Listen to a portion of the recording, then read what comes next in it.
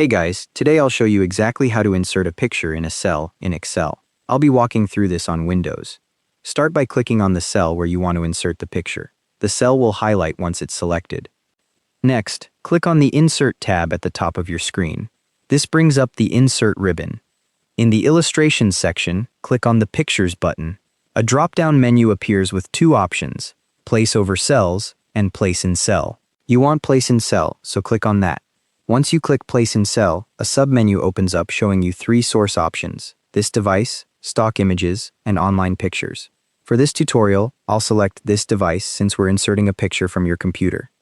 The File Picker window opens. Navigate to where your picture is saved, click on it to select it, then click the Insert button.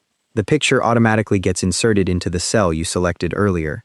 The image is now sitting inside the cell. If you need to adjust the size, just drag the cell borders to resize the row or column. The image will automatically scale to fit whatever size you make the cell. The picture is already anchored, so it'll move and resize with the cell automatically.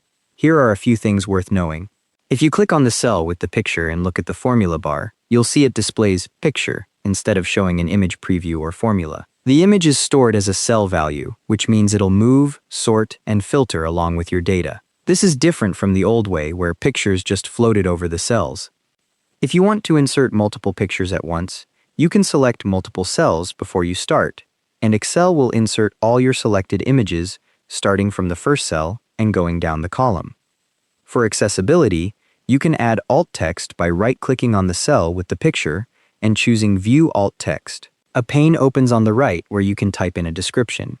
Excel supports JPEG, PNG, BMP, ICO, WebP, TIFF, and non-animated GIF files for this feature. If your picture isn't inserting, check the file type. That's the process. Thanks for watching.